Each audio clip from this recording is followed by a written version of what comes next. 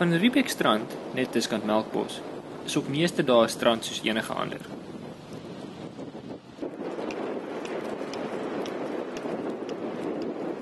Behalwe vir vandag.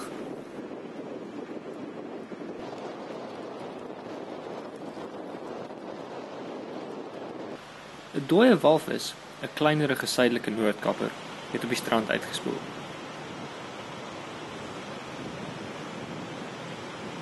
Die suidelike noordkapper walvis, vroeër in die week is hy buitekant Robben Eiland gesien dryf klaar dood.